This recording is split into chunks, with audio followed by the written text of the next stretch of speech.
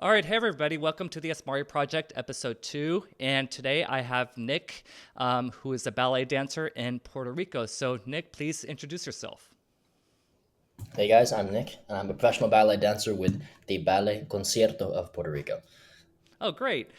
So, tell us a little bit about why Puerto Rico, what brought you there, and kind of give us a little summary as to your experiences as becoming a ballet dancer now who is in Puerto Rico. Thank you. So, great question. I was looking for a job in the States actually. The ballet job market is a very, very difficult one. There's not many jobs to go around, and there's a lot of dancers looking for jobs. And it was, I mean, I had some small success in the States, but at some point, my mentor told me, "Hey, you know what? I have this company in Puerto Rico that they need guys, they need dancers. You could go down there, they'll give you a job, and it'll work out." And that's exactly what I did. Hmm. And how long have you, My experience has yeah, how been long so have you far. been dancing? I've been dancing for basically all my life since I started dancing when I was 10. I Hmm. started tap dancing from ages 10. I did a lot more when I was 12, basically to age 14. And then I changed over to ballet. I started taking ballet very slowly at age 14. Hmm. By age 16, I started training full time professionally, which is pretty late for a ballet dancer. Hmm. And so the interesting from it's kind of interesting from tap dancer to ballet, and they're two completely different animals. So Mhm. I mean they're in the dance world, of course, but they're two completely different animals in the sense as to the performance, the choreography, the shoes, so on and so forth. So I would imagine, and you can correct me if I'm wrong on this, that in tap dancing you don't require as much flexibility as you would in ballet. Not at all. Not at all. So I love tap dancing. It has a very special place in my heart. And it does require some flexibility for sure. Hmm. Sorry, my cat's getting in the way. But that said, I think there is actually no style of dance other than if you maybe would consider forms of gymnastics like I think those can require some amount of flexibility. But when it comes to dance, I think there is no style of dance that requires quite as much flexibility as ballet. Hmm. So I would imagine that it's a bit difficult to get the flexibility that's required for ballet and transitioning from It from is. from tap dancing. So can you kind of It describe is. the process that you went through in order to gain that required and extreme flexibility that's required in ballet? It's a lot of training and a lot of stretching. And some people have it a bit easier, right? They start at age a lot of girls, ballerinas start at age 4, age 5. The bones are still soft at that point, Hmm. when you're so young. The growth plates are not fused, the muscles are much it's much easier to stretch them. And you carry that flexibility. When you build it that young, you carry it into adulthood. Hmm. I didn't have that luxury. Hmm. And I'm also a man with much typically men have more closed hips than women. Hmm. So it was a lot of training. It was a lot of training and a lot of stretching every single night. The sun goes down. I got school the next day, but I stay up for 30 minutes to an hour just stretching and sweating and suffering. Like it's part of it. And Um and I yeah. guess the question is how much stretching, how long, and uh, are there a variety of special techniques for stretching? I mean, I know that you can stretch in every sort of possible direction, and even to Mhm. the point where you would possibly exceed what would be considered splits. So can you kind of describe that a little bit? There's you gotta be very careful because my cat's getting in the way again. Mi amor, mi amor, estoy hablando. Okay. Um it's tricky because you got to be very careful if you want to build it effectively and quickly. People oftentimes say, "Oh, like if you look on YouTube how to get your splits fast, you'll find how to get your splits in a day." And as that does not work that No. way. It's a physiological change in the muscles. So ballet dancers, we do a lot of static stretching and we do a lot of dynamic stretching, but mostly static stretching. So we take each muscle group individually and we target them to certain exercises. For example, if I want to do what's called a panche, a panche is where you're standing on one foot and you're in a split in the air. If I need to do that, well, then I got to stretch the hamstrings, I got to stretch the hip flexor, I got to stretch the hip bones themselves. Like I have to get all of that. So there's a list of different stretches that you do Hmm. to achieve splits, to achieve over splits. I have stretching equipment. There's like several types of stretching equipment. I use blocks. I use rollers to prop up my feet, or even foot stretchers to, you know, Mm. put down the foot like that. So it's a lot of very intense and very intricate training to get to such a refined point. Hmm. No, that's very good to know. And no, I think I mentioned this to you before. Like a long time ago, I'm not sure if I even mentioned this to you. I did martial arts when I was younger, and up until I was maybe 12 or 13. But it took a long time to be able to do the splits and being able to stand up from standing up going into a back bridge. And I mean, I trained a lot for that and was able to do it. But then I stopped Taekwondo, and then years later, I mean, I think I'm approaching 25 years, or no, almost 30 years since I stopped doing Taekwondo, and all of that flexibility is gone.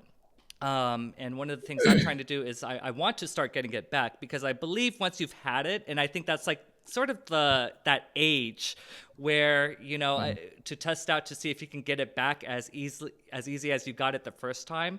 I may be able to do it, but it's going to take a little bit longer, since now my hips are even more more closed as you could say. So one of the in the last episode of the podcast, I was talking with a guy, Andrew, and he's into bodybuilding and physique, and we were talking about what he calls the sus machine, which is the hip abductor machine in the gym. He calls it the sus machine, and Nice. the reason why I bring that up is because when I'm working out with my friend Bruce, he's able to from a starting position start in a wider sort of split sort of stance on that machine, as opposed to me where I'm a little bit tighter, so I have to gain that flexibility to extend my hip capabilities a bit wider. But Right. that's kind of the reason why I bring that up. And going back to you mentioned the difference between men and women. So I know it's very, very competitive for women, but how competitive is it for men? And would you consider it as competitive? That's a great question. In today's day and age, it is very competitive for men. Hmm. It's very different for men for a couple of reasons, but it is very competitive for men. I would still not say that it is as competitive for men as it is for women, because it's straight up supply and demand. Hmm. There are just so many more women who want to be ballerinas. Similar to, in football, there are so many more men who want to be football players. It's a societal thing. That said, 30 years ago, if you could do a double tour, if you could jump in the air and rotate twice, if you could do three turns, three pirouettes, and you could partner well, and you could dance with a girl well, Hmm. you could get a job. You could get a professional job, because there were no men in the industry. It's not the case anymore. There's a lot of guys in the industry now. Not as many as the women, but there's a lot. So as a guy now, you have to be able to do everything the men can do, and you have to be able to do everything the woman can do as well. Like, you have to be able to do everything. It's gotten so competitive. Still, though, it is more competitive for the women, just because there are so many of them. Is the converse the same? You mentioned you have to be able to do everything that the women can do. Should the women be able to do what the men can do? I kind of want to understand that difference as well. That's a very interesting question. So in the ballet, we have men's technique and women's technique. The women's technique, think about it more like in a very oversimplified general way. Think flexibility, think feet, think pirouettes, think extensions. For men, you have all of that, but you also need to be able to lift the woman. You need to be able to partner the woman effectively. If you're lucky, you're tall. You need to have big, bombastic jumps. You need to do these crazy tricks. There's a whole different branch of men's ballet that doesn't exist for women's ballet. Hmm. So I think a very intricate side of being a man in ballet is you need to branch into the woman. You need to be able to do everything they can do, and you must do everything the men can do. The Hmm. women don't need to know how to partner a man. They don't need a double tour. They don't need a double cabriole. They don't need a 540. They don't need to do a full mana. It's different. Hmm. It's different. So that is something that's challenging about being a man. But even then, being a woman in ballet is so challenging that I would still say that it is more challenging to be a woman. Oh yeah. Oh, absolutely. Um, and I think a long time, in our last meeting, I mentioned that long time ago, my mom's family lived in Russia for like 4.5, 5 years. And while my grandfather apparently got a job there. And when they were there, my aunt did ballet in Russia, and my mother did gymnastics in Russia. Now, considering that both of my parents are from Afghanistan, you would imagine that they didn't have any of that stuff in that country. But Right. I spoke to my mother about this. That my grandfather was kind of was extremely educated and open-minded, and allowed his daughters to participate in these sports. However, when they left Russia and went back to Afghanistan, they couldn't continue it because there was no training whatsoever there. And I kind of want to bring up the point, because you've been studying ballet for a while, and it seems like, based on your TikTok, that you've been following ballet history for quite a while. And Yes. I am not the first of all, I enjoy stereotypes, which are fantastic. I think they're some of the stereotype jokes are hilarious because I don't easily get offended. But I kind of want to hear your point of view as to how stereotypes of ballet have changed from the 60s and 70s into modern day ballet. Mhm. That's a great question. So there's a lot of ballet stereotypes. I feel like it's one of the most stereotyped activities or cultural uh, things in existence, in my opinion, because it's so complicated and it's not really in the mainstream as much as it once was. And what I'd say, there's some serious, very like dark stereotypes, and then there's some very funny stereotypes as well. So dark ones would be, I think something that's gotten a lot better was like the stereotype for dancers is we don't eat. Mm-hmm. That's like a stereotype is, oh, like my all of my meals must be salads and protein shakes because I can't eat to be a dancer. Mm-hmm. And frankly, that is something that's taught. I've had teachers tell me that, like, Nick, suck in your gut. Like, what are you doing? I don't have much gut in the first place, but like they will still tell you that, right? And it drives a lot of people, women especially, into eating disorders, and disorder eating so bad that it will kill ballerinas in a lot of cases, and that I think is horrific. But something I'm glad about is that it has gotten better over time. If you see older teachers nowadays, you like see younger teachers, and you study under both older and younger teachers, you'll see a difference in how the older teachers expect the bodies to be and how the younger teachers kind of accept more body types. Because the truth of the matter is that there are a lot of body types that provide a lot of value to ballet, Mm-hmm. and they don't need to be all super skinny and starving. Mm-hmm. Um, so I would say that's something that's improved, and it definitely is a stereotype. And I'm not saying that eat bad as a dancer. Mm-hmm. Like I always say, like of course eat well, fuel your body well. But for example, I made a TikTok the other day about what I eat in a day because Yep. someone asked me. So what I did for breakfast was like 4 eggs, a banana. I Pancakes. made protein pancakes. Yeah, pancakes. I chock full of proteins. I have protein powder, and so like I was still like fueling my body with with some pretty heavy stuff. It wasn't like greasy fats and stuff, right?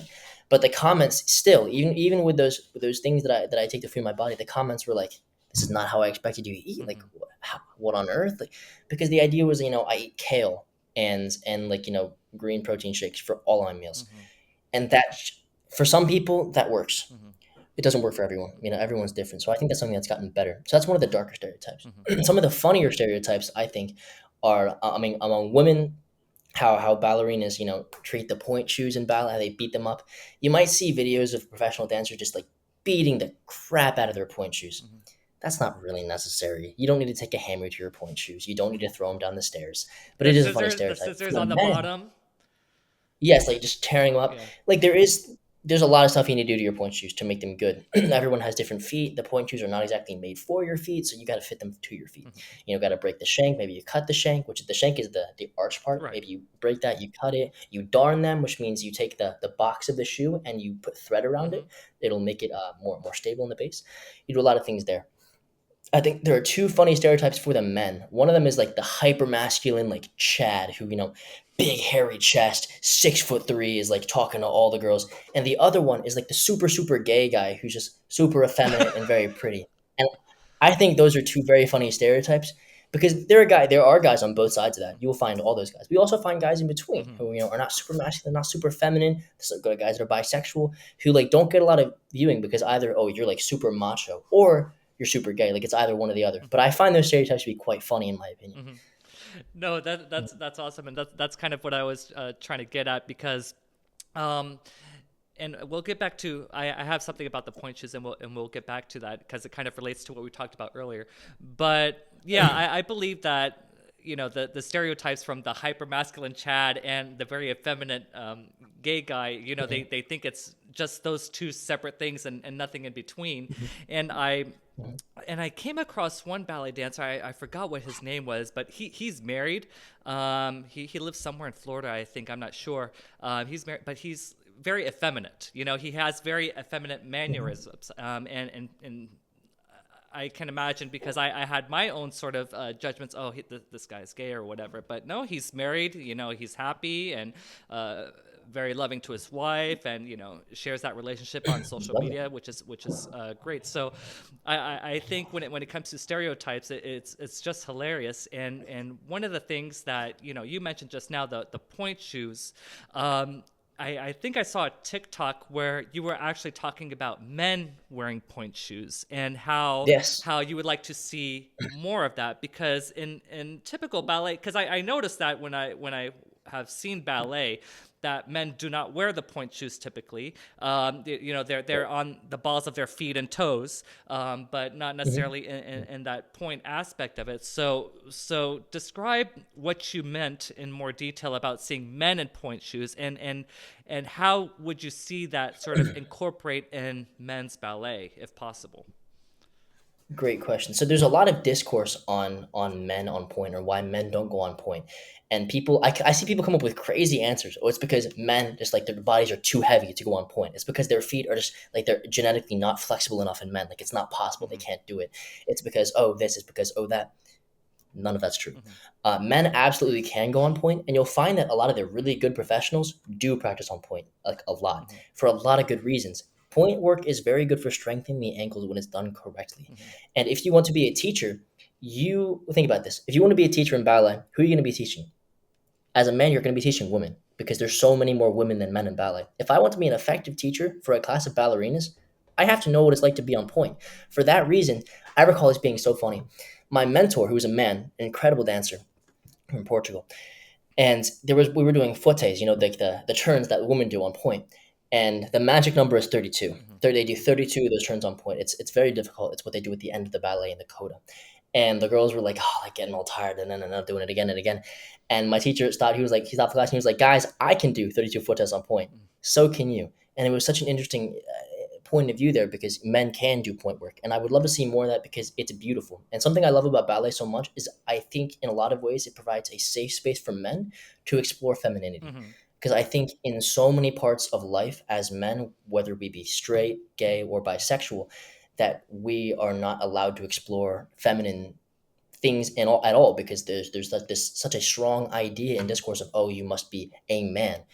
So I love ballet because it provides a space for people to explore different sides of being, and I love point work because it's beautiful, and it lets men be beautiful, Hmm. and really break out of, like, the, oh, like, I'm a hunter, which I love as well. I love playing that part, but there's a lot of space to do many parts, Hmm. and I would love to see men doing point more in ballet, because it's beautiful, and it's also, like, there's nothing. Men can genetically do point. That's such the weirdest argument I've ever seen. They absolutely can do it, and I'd love to see it more, because men also provide a very, very strong sense in ballet, and that can go very well when fitted with point work. A lot of pirouettes, you see high jumps, but still with the point shoes. It's very beautiful, and I'd love to see it more. Hmm. And it kind of relates back to what we were talking about earlier, that the men in ballet should be able, well, they have to be able to do everything that the women do. Right. So being able to do those sort of comparisons, having a man and a woman side by side, having all things being equal, both of them wearing point shoes, doing the same moves, I think it would be quite interesting, because I think it would I kind think of, that would be fascinating. I think it would, because they're obviously different shapes between men and women, and the aesthetics of it. We talk about lines and the aesthetics of everything. When you see them doing the same sort of moves, there are different lines in the bodies, as to Right. how and when they move. So I think that would be quite fascinating to see. And it kind of relates to what I want to bring up next. I guess, I just talked about aesthetics. So what is the aesthetic body type for a man in ballet? You mentioned height earlier. So can you That's a just, great can question. you describe anything else? That's a great question. So everyone knows that the ballet type in ballet is incredibly challenging, Hmm. right? For women especially, because women's technique has gone as far as it will go. I think, women's technique in ballet developed so much earlier than men's technique. So, like, people have gotten as good as humans can get, I think. So what happens to those standards? Well, they don't manifest in the technique as much, but they manifest in the body. Mm-hmm. So now you must be that skinny. You must be, 95 pounds. Like, it's insane. Mm-hmm. For men, it's similar but different. The thing I find so challenging about men's ballet is there's the one factor you can't change, which is the height. Mm-hmm. As a man in ballet, the ideal height is 6'3", Mm-hmm. 6'2" and 6'3", which is like 7 or 8% of the world population. Like, it's Maybe almost less. nobody. Maybe Yeah, less. maybe less, because I believe it's like 10% of men that are 6 foot. Mm-hmm. So that's like so challenging, because if you don't get that, what are you gonna do? Right. Nothing. Like, there's nothing you can do. And me as a shorter man, I'm 5'8", I feel that effect greatly, because all the men who are my height, to be in the same companies, they must be the best of the best. Mm-hmm. You see dancers like Shell Wagman, like Antonio Casalino. These are dancers who dance in Europe. They're about my height. And these guys, there's a competition happening right now called Prix de la Somme. Sorry, I can keep going. They delayed my class. Oh, okay. There's a competition called Prix de la Somme happening right now, which is like the best dancers in the world competing. And these, like, all the guys my height who are in big companies win that competition. Mm-hmm. Like, you have to be really, really fucking good if you're really short. Other body types in men that I think are actually more like relaxed than women's body types would be musculature. Like, there's crazy pressure to be skinny, but for women, you're not allowed to have fat or even muscle nowadays. Right. Like, it's insane. Like, and I understand, like, at some point, like, the fat part, like, you can't be, obese on stage, of course. I Right. mean, I can't be obese on stage as a ballet dancer, Right. of course. But on the same token, like, if you don't have any muscle, then, like, what do you do? Right. Like, I see these women, like for Kelsey Kirkland, she wrote the book Dancing on My Grave, because you could see that she got so skinny that it was like, this person is suffering. Like, it gets crazy. Mm-hmm. For men, though, I think something that's much easier is depending on where you are, you're allowed to have some muscle. Mm-hmm. You're allowed to have a strong back. You're allowed to have, defined abs, strong thighs. It's still crazy. Like, don't get me wrong. Like, if you're too muscular, like, that's a thing. Mm-hmm. I've been told that. One of my friends who's about the same height as me, who has like very strong thighs, bigger than mine, has been told that as well. Wow. But when compared with the women, men are allowed to have more muscle like that, and I think that's very helpful, because we need to lift the woman, we need to jump so much higher, and it promotes a much healthier body type. So I feel like you see these deathly eating disorders a bit less in men. It happens in men too, but for men, it's all about height, strength. The feet is one more thing that's not quite caught up yet. In ballet, you want these really flexible feet, right? Mm-hmm. As a woman, you kind of need flexible feet. There's no two ways about that. As a man, these days are ending, but it was not always like that. Like, you didn't really need the feet. Mm-hmm. I have the feet. I was lucky. Like, I genetically have them. I was lucky. But you don't. If you're good enough, you can get away without the feet. The best guy in my school had really bad feet. Like, but he made do. However, I would say that those days are coming to an end. Like, that standard's catching up with the men too. So you have a bit more a bit more of a relaxed standard than the men, with the other side of, if you're not tall, like, good luck. Mm-hmm. No, that's great. And we talked about, and I saw this in one of your TikTok videos as well. I think maybe 2-3 years ago, you were like 130 pounds, and then last year you were like 140, and then recently you were 150. Right. And 5'8", 150, and that's a decent size, considering how much muscle weighs compared to fat. I mean, that's still Right. a very healthy and decent weight. I couldn't imagine you being smaller, because when we're around the same height. I'm a little bit less, but when I'm around 138, my mom says I look sick. Because I don't. That's what my mom told me too. Yeah, she said I look sick, and I had to eat something, and I started eating more, and I'm still working out, and so I gained some muscle, but now I have to cut back. But one of the things that I've seen consistently within ballets, where there's variable men ballet dancers, there's that variable between the aesthetics for men, where they're more muscular, and others are more thin, but they still have that sort of trim look, that healthy trim look. Exactly. That seems to absolutely be required, compared to, like, thinking of men's swimmer build. Right, They have the right. perfect aesthetic of that, but they still have those similar properties. But one of the things that I find fantastic about male ballet dancers, and which is kind of required, are the legs. ballet dancers in Right. general, I think they have the most proportionate looking legs from a musculature standpoint. Even when my aunt was doing ballet, and my mom said she has the most beautiful legs because she was a ballet dancer, and studied in Russia. But they had the most beautiful That's legs. love. But men, and male ballet dancers, they have like the perfect musculature when it comes to their calves and their quads and their rears. So I know that you have to go soon, and I want to make sure that we stop at a decent point. So my last question to you, They just texted me and delayed my class about 6 minutes ago, so I can actually continue from now. oh, okay, great. So just give me Yeah. like a 2 minute warning when you need to go. But No worries. No that's worries. great. But I guess the question that I have now is that of course there's a lot of intense physical training that is required for a ballet dancer. We talked about stretching, a lot of stretching, and I guess I Mhm. kind of want to understand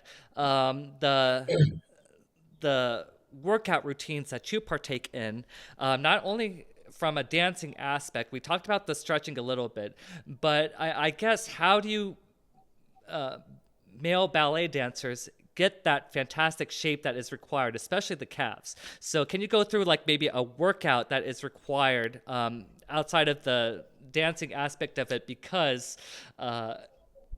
not too many men can do it, I would say. But if you could kind of give us that sort of workout regimen as to what would be required in order to possibly at least endure the strenuous activity that is required for ballet.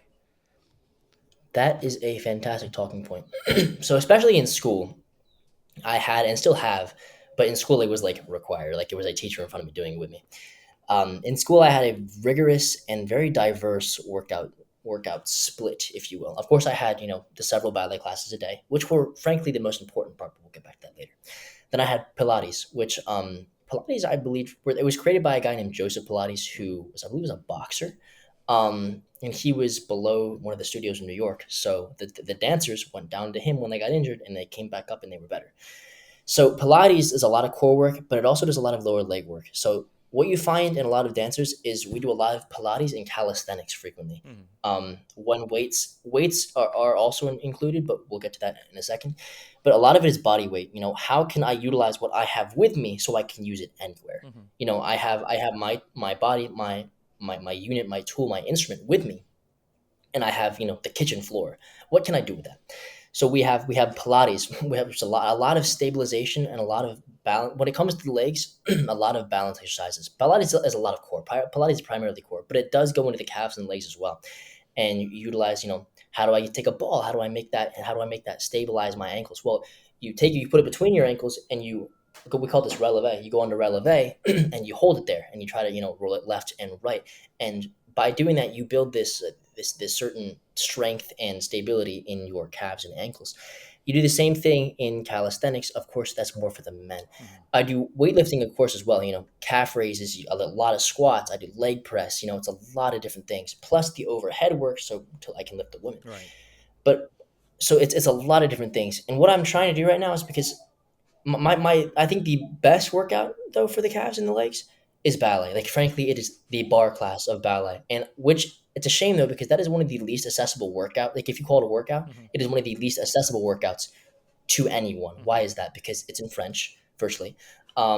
Secondly, like, ballet training is expensive. Mhm. I was very lucky because I won a scholarship for my school, but if I had not won that scholarship, I would never have trained there. I would have had to have worked 3 lifetimes to like go. It was like it. I was very lucky. Right. Like, the kids that I went to school with, if they weren't on scholarship, they were rich. Mhm. So like the rich kids went because they wanted to, and then like they also scouted out people from around the world and they gave them scholarships. My dance partner was from Korea and she won like the youth Grand Prix, which is like a big competition there. She won it. She Mhm. won it in Korea. Then she came to the States and danced. So they would scout people out and they find the talented ones, they bring them in, they give them scholarships. So I was lucky, so I got this ballet training. But what I'm trying to do is because it is such a useful exercise, and it's like I would not have my figure, I would not have my strength without that. So I'm trying to make it more accessible and modify it to the public because there's a lot of ways also that like the exercise isn't doable unless you have a different foundational strength, Mhm. unless your abductors and your rotators are strong enough to hold the rotation. You can't do it. Mhm. But my personal favorite exercise at the bar is called fondue, which is to melt in French. And you go from And with the knee bent, if you can picture my arm like a leg, you go with the knee bent and the ankle bent Hmm. on the floor, and you extend, and at the same time the other leg extends with it. So you're going through a full range of motion the entire time, which is like fine a couple times, right? But then you do it for 2 minutes, you do it for 3 minutes, you do it for 4 minutes, and at the end of it you balance on the one ball of your foot. And you do that every single day, and you do it 3 times a day Hmm. forever. Like people oftentimes point at ballet body, the ballet body, and go, "Oh, that's like so hard to attain. They shouldn't be requiring that." It's not because they require it. It's because if you train like a ballet dancer, you will look like that. Right. That's just how it is. Like the training is just so rigorous. So you put on top of all these bar exercises, which there's like 11 exercises, 12 exercises at the bar, because we call it the bar because you literally hold onto a bar so you can practice your balance better. So we do these 12 exercises at bar, and they go through the entire range of motion. It goes through all of the slow movements to warm up the slow twitch muscles. It goes to the fast movements to warm up the fast twitch muscles to get us ready for the center. Then you go to the center, and you're doing all of this without the bar. Hmm. So that support's now gone, and you're doing all of it, and it's all about working that balance and stability. So what you'll find in a lot of ballet dancers is not only is the calf very developed, but all the muscles in the entire leg are developed, so they can all work together. And I want that to be more accessible. So I'm it's a lot of working, reorganizing, and rethinking. But I'm trying to turn that into a program in which I can make those exercises more accessible to the public. So have you started working on that program yet? I have, Yeah, I great, have, great. and the hardest part though is trying to make these exercises useful Hmm. with without all the turnout, because the turnout in ballet, we take our legs and we Yeah. turn them to 180 degrees from the hips. Hmm. That if you don't develop that before age 15 or so, it is almost impossible to get Right. unless you genetically have it, which is possible, very rare, but Hmm. possible. I don't genetically have it, by the way. I have some of the worst turnout I know of. However, I did start early enough, and I worked on it enough that I was able to improve it to a good enough place that it's workable and Acceptable. usable. Exactly, acceptable. It's no longer bad. It's like it can now be considered good, Hmm. but it is not perfect, and it never was. Hmm. And when I started out, it was like, oh my god, like this is horrible. Like it Hmm. was bad. No, that's great. Because if you don't have it, you'll harm the knees. So it's a lot of taking the turnout out of it and still making it so that it'll strengthen all the muscles. Hmm. And one of the key words that you mentioned just now was using all the muscles that surround the muscle that you're actually working on, and Mhm. I've been working with personal trainers, and before I turned 40, my mother called me fat. Well, my mother called me a fat ass, and then I started working out with her. Oh yeah, she should, great lady, direct, blunt, but the people who love you will tell you the truth. So that's kind of how I look at it, and love her for it. Fair. I'm kind of the same way. But then when I got too skinny, she said I looked like I got sick. So it gets a little confusing. Interesting. But one of the fantastic Right. one of the fantastic things I learned from the trainers, and I require a trainer, one, because I need someone to push me, but two, form is necessary in order to get work out the correct muscles, but also depending on the exercise, whether it's like cables or body weight, TRX sort of things. You need all those sort of Mhm. supporting stabilizer muscles that are associated with it, which would give you more of a well-rounded um, uh, I guess, aesthetic look, but also gives you that necessary mobility that is required for doing certain exercises and increasing your strength capabilities, and being able to push yourself even further. So with respect to what you're trying to do, the program, I'm very, very interested in seeing that. Wherever it's available, because one of the things, my calves are decent. I mean, I don't, I thankfully have the genetics where my calves are decent, but I know that they can use work in order to get the shape that I want. And working with my friend Bruce at the gym to kind of attain it. But again, when it comes to ballet dancers, they have that additional knowledge that's required, because that's an exercise that is absolutely required, because they're basically on the males are on the balls of their feet and toes more often than most people, Mhm. and it's kind of required by them. So you're Right. essentially, while you're dancing on stage, you're you're essentially working your calves throughout the entire movement. Always, In the always. dance. So I just from understanding that and seeing it, I can see why that the calf development is kind of necessary, and Mm. I understand also that when it comes to being able to lift the woman, Mm. of course you need to have that strength to lift the woman, and it kind of also gives women sort of a self-conscious aspect of the things when the guy can't It necessarily does. lift them. It does. It So does. I can kind of empathize from that standpoint. And going back to one of the conversations that we talked about, I guess the training for men and women, I guess from outside of ballet, what would you see women doing in the gym, if anything, that would be different from men? So you talked about men being able to do the things that women do. So say they people aren't dancing, and you would have to be able to do the same capabilities as women. So is there anything that you would be able to describe as to what would be considered differences in between the men and women, how they work out outside of the gym for their capabilities? There's going to be a few key differences. Number one, this is not necessarily a necessary difference, but it is very much so a difference that exists. I think there's something of a myth in ballet that it's an old myth that, like, oh, don't lift heavy weights, ladies, because you'll get bulky shoulders. Mm-hmm. If it were that easy to get strong, bulky shoulders, I think a lot more people would be bodybuilders. Mm-hmm. And building muscle that effectively is not easy. Right. And a lot of older, like, old timers think it is. So you'll see a lot less women lifting heavy Mm-hmm. weights. I'm not against that. I think it's actually quite helpful. It holds the posture. It holds the arms. The arms need to be very strong, even for women, because you're always passing through all of these positions, right? Right. But you'll generally see women lifting heavy weights a little bit less. And for the men, it's like you don't have a choice. You need to, because even though ballerinas have so much pressure to be so light, you're still lifting a person, Right. right? Like you need to put at least your body weight over your head. I would want a male dancer to put 200 over his head on a Smith, Mm-hmm. at least. Um, because what you should be lifting with your legs. Also, there's a lot of technique in lifting. Like Mm-hmm. the power should come from your legs, and the arms just carry the momentum. But sometimes that doesn't work, and when that doesn't work on stage, you don't have a choice. You have to power through. So, like, you have that extra strength just in case you need it. It's a fail safe. Mm-hmm. Another thing that women are going to do in the gym, like a lot more than men will do, and the men should do this more, but oftentimes they don't, is stretch. So while men need to be as flexible as the women are still oftentimes going to be more flexible than the men. Right. Um, you'll see women doing oversplits on chairs, whereas I might do an oversplit on, up 2 blocks. So, like, I have an 8-inch oversplit, she's doing a 24-inch oversplit. Mm. For some point, like, I'm being careful with my words because I don't want to contradict myself.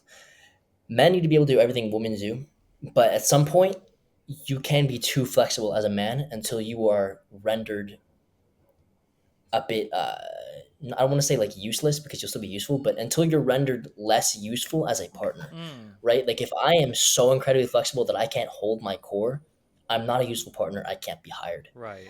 right? So you're going to see women doing a lot more flexibility, some lower weights, and you might see them working their back flexibility more, because as a woman, the back flexibility, I think it's actually the largest gap in the body between men and women. The back flexibility for a woman is necessary. Mm-hmm. Like, you cannot be a dancer without it, because it's for partnering. The back is the most important part of partnering. For men, you need a flexible back, of course, but you don't need to be lifted from the back, so it's Right. not the Oh same yeah. thing.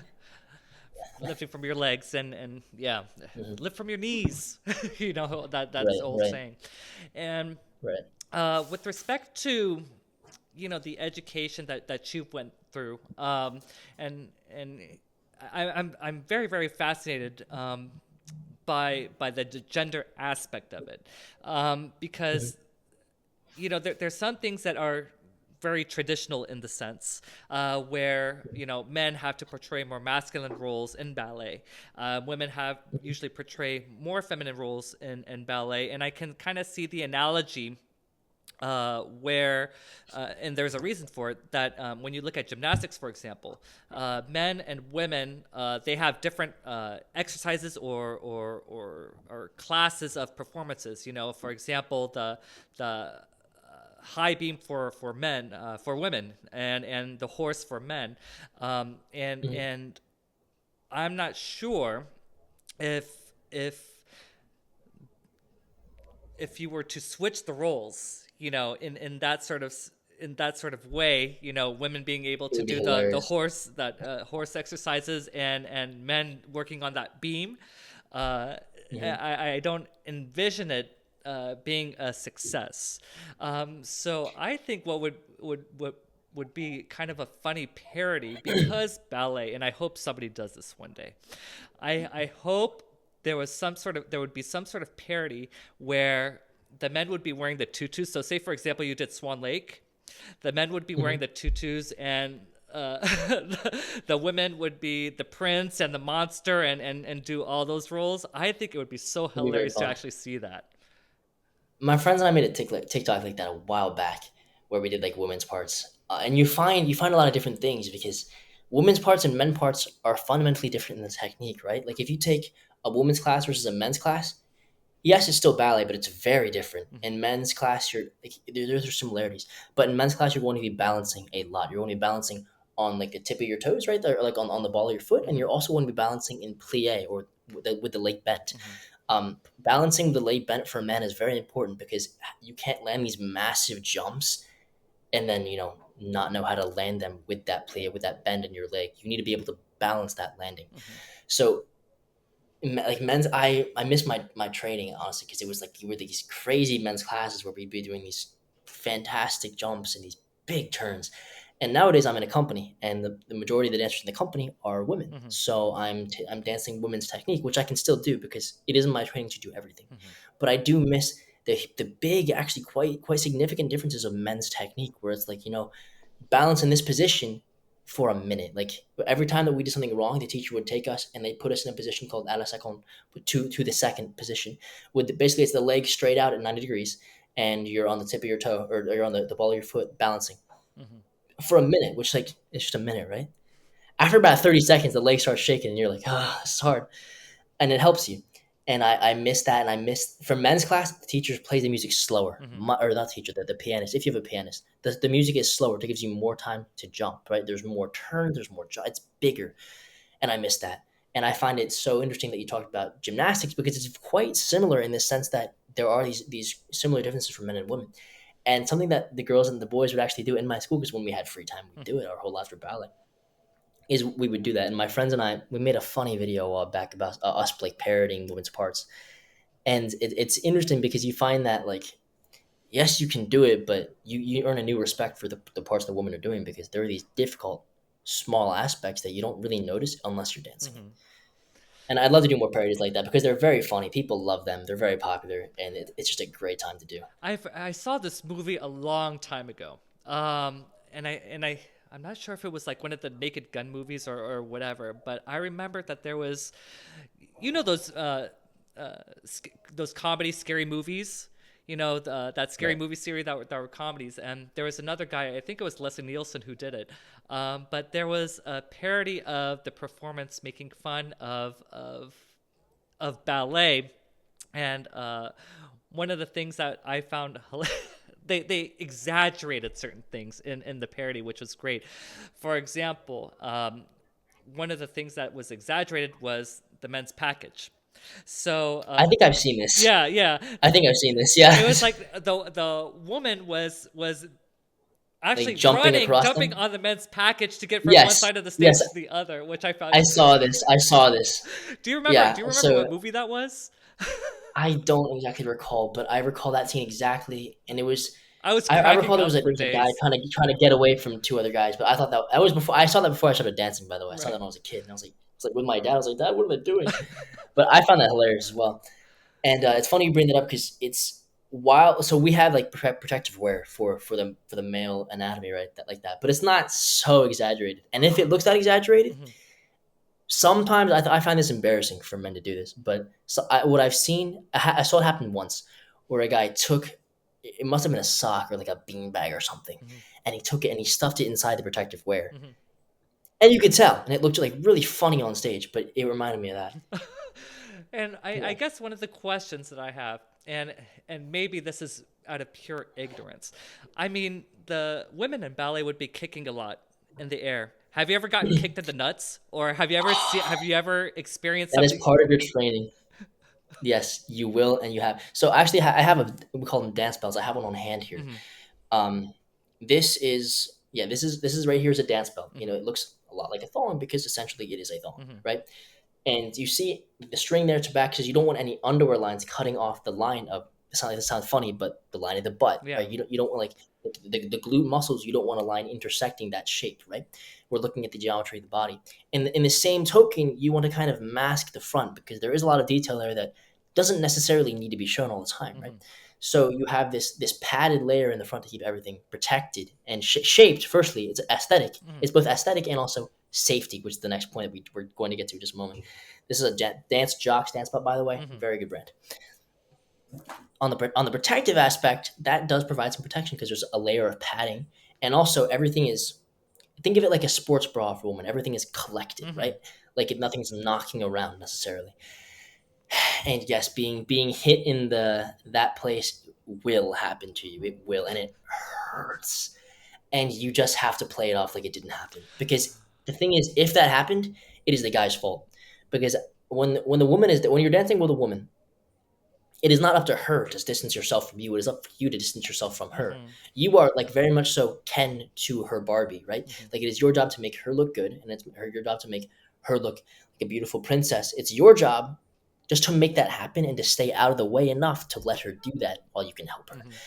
And it's happened to me on several occasions. What it happens a lot when doing pirouettes, like the woman has the leg in this position we call passe, like this, Hmm. or the position itself is called retire. Passe is the action of going through it, regardless. Semantics.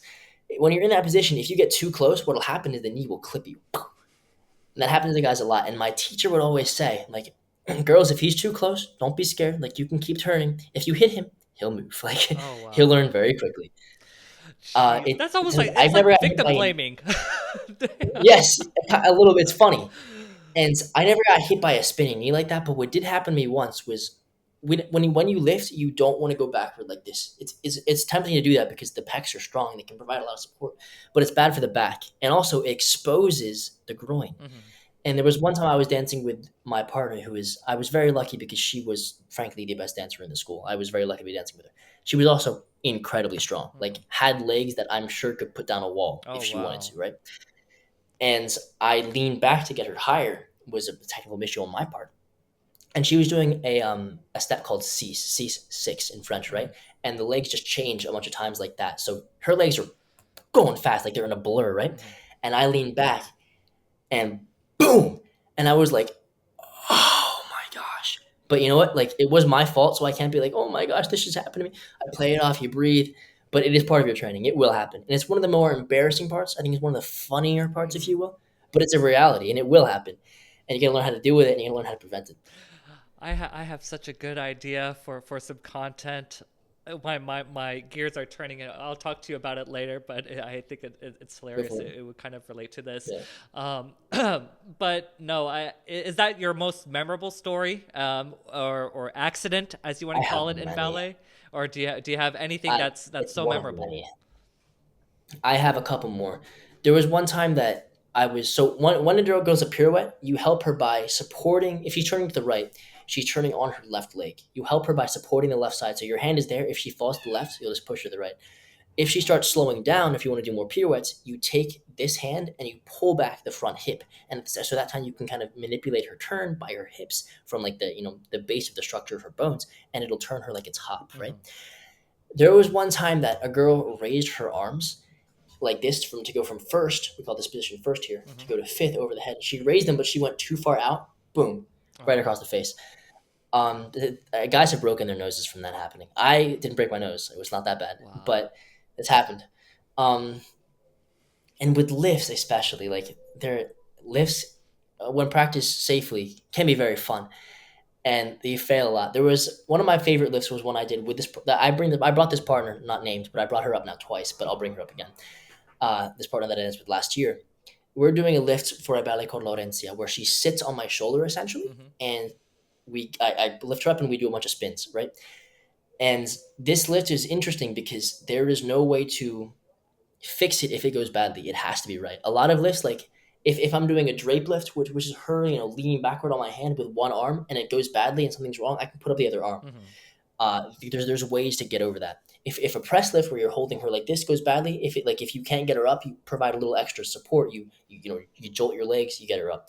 In this lift, there's no exit plan, right? So it has to go correctly. And there were some times in rehearsals that like got her halfway up and I could feel it wasn't happening. We both just collapsed to the floor on top of each other, and it's very funny in times like that. There was also a time with this same partner. Okay, she's like my biggest story. With this same partner, we were doing a lift called a bluebird, and a bluebird, it starts in a split either from the back or from the front. So in this case, I was holding her back leg in a split, so her front leg was dragging across the floor, and I have her torso in this arm, right? So what I do is I flip her off the ground. She brings from her split, she brings her legs together, and that provides a lot of centrifugal force. She then rolls up. The idea is she rolls up my body onto my shoulder. Mm-hmm. But she and I, we neither of us had the correct body type. We're both very stocky and short, which is why we were placed together. Mm-hmm. But also with that stocky, muscular body type comes a lot of extra power. Mm-hmm. And what we did is we both put too much power in. So instead of just landing like nicely on my shoulder like it should go, she flew. Oh wow. Like I was like, Physics oh my right gosh. there. And yeah, right. And as a guy, it is my job to keep her safe. Mm-hmm. Like that is my only job, is to make her look good and also to keep her safe. I want her to have a long career. So, at that point, you just grab at anything you can grab at. So I'm like, I gotta get her. And she ended up with her legs split between my arm like this and me holding her torso like that, and didn't touch the ground. But it was funny. Same partner again. We did a press lift once. We were just having fun. We were just dancing after class. We had our street clothes on. I was in sweatpants and like a tank top like this. Mm-hmm. She had yoga pants on and like a crop top and like a shawl. And the shawl, there was a very pretty one, was loose, right? Mm. And I went for this press lift while we were dancing this ballet because we were just messing around after class. And the shawl got between my hands. So I get her up. The shawl slips. She falls. Everyone in the room screamed because like, oh my God, that was supposed to happen. But, you catch her. Mm-hmm. It's all okay. But there's a ton. There's, a mountain of funny moments like that happen. Oh, And that's one of my favorite parts of being a ballet dancer, because as hard as the career is, you get those cute little moments that make it so worth it. Mm-hmm. Absolutely. No, I think it's you just mentioned something like you're it seems like almost, and it's almost hilarious, men can't win when it comes to like being injured or causing injury, because it's your fault that she fell back, it's your fault that you get kicked in the nuts, and Yes. that's sort of the thing that comes to mind. So no matter what, it's okay. It's okay if the man's fault. I mean, usually we are willing to accept the blame, and even if it's not the case. So just got to be a big boy and quote unquote take it like a man. But no, Exactly. it's completely it's just so interesting. But sometimes I do like to win, but as long as it's fun and not serious or any ill will towards the other person. Mhm. But Right. I think it's quite interesting. And I guess the last and I don't want to keep you too long, and just want to No, make sure that we don't. They delayed it by an hour. So Oh, we're okay, good. great. And you kind of touched on the next topic, and you were talking about clothes. You were talking about sweats. You talked about her shawl, and I guess what I found very, very interesting is not only the costumes. I mean, forget the costumes. I know some of them are supposed to be extravagant, depending on the roles that you're playing or the characters that you're playing. But I guess the question is, what you guys typically wear during your practice sessions or rehearsals, because It's a great question. I've always found, and I found this more common in men, in women as opposed to men, but they would have something like leg warmers, like from the 80s, and I've Right. seen men wear it Very on popular. occasion, or just even wear it on one leg where there's that sort of asymmetry. So I kind Right. of want you to describe, I guess, the quote unquote fashion choices that are associated with the rehearsals and why. Absolutely. So in school, especially if you're at a prestigious school, you have a uniform. Mm-hmm. My uniform in school was white shoes with white socks, then gray tights, which are incredibly revealing and humbling because gray tights like somehow highlight all of your issues, and then a white shirt on top of that. So like if you had leg warmers, teacher would be like, take it off. Sweatpants, second combination, take them off. Mm. You all look the same. So if you want to be better, you have to perform better. You can't just look better, right? Mhm. When you're in a company, you have some more flexibility. You wear pretty much whatever you want. Mhm. And so yet layers and the ballet look, trash bag pants. You have leg warmers like you mentioned. You have booties, which I actually adore. Mhm. My booties are not here with me right now, actually, but I adore my booties. Booties are like, think about like snow boots, but take Yeah. the sole, like the heavy rubber sole, and just make it like a thin layer of leather. Yeah. Those are booties. Those are great. I live in a warm climate now, obviously, so I don't use them right Mhm. now.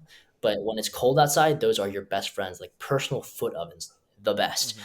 Mhm. So that's definitely part of the look. So as a dancer, you can sport a couple different looks because it's like a cultural thing now. You can sport the one leg warmer look. It's like new and alternative. People like do like the one pant leg look, new and alternative. I was never so into extra junk. I'll take it off fast because I get so warm and like sweaty so fast that like in company life I wear a tank top and like basically booty shorts, right? Right. Because it's 80 degrees outside. We don't have AC. Like that doesn't Oh, happen here. jeez. So yeah, no, like so I don't wear layers in class. I take my layers off very fast. Uh, and I've typically always been like that. But there are dancers who love like the layered look, which I can respect. Though I will say that when I was in school and I lived in a colder climate, I had my uniform, but my look was gray sweats. I had rolled up gray sweats and I had booties. Mhm. And I did the gray sweats because my favorite dancer, Mikhail Baryshnikov, who's like, famous father of dance, right? He wore gray sweats in a lot of his practice videos. And what he would do is his look, like every dancer has a look. His look was he would take rolls for think almost like gauze, but it was just for support for the knees, and he would roll it around his sweatpants so he'd have this like rolled sweatpants look. And he would also roll up sweatpants at the waist, so that's what I did. It thought Uh-huh. of him. I know exactly But what you're talking yeah, about. every dancer, yeah, yeah. So the ballerinas love typically the more the girls than the guys love the trash bag pants, the Lululemon Mhm. zip ups. Not as popular with the guys, but those are so popular with the girls. Booties with everyone. With the guys, it's always it's the sweatpants, it's the vest, it's the chain, Mhm. swinging around while they're turning. It's a very fun little niche of ballet, I think. But I was always pretty minimalist with it. Yeah, and you mentioned the chain just now, and it's funny because I've been sourcing some jewelry, and been playing around with certain designs and what have you. And maybe I'll send you one of the prototypes eventually for the jewelry. But That's awesome. I think it would be jewelry swinging around the chains. That's dangerous. I mean that's like a I know. no, I mean, if you're allowed to wear that, and I guess you would. That's another thing that you would get blamed for. I mean, they're adding to it, which sucks. For necklaces, I love a necklace on the woman. Yeah. Why is that? Because you have like the little connector part back here, Hmm. and when you're partnering a woman, if you're in front of her, you look here, Hmm. right at this place. So typically the necklace, because they're not allowed to have like swingy necklaces, right? Right. It has to be tight, almost like a collar, right?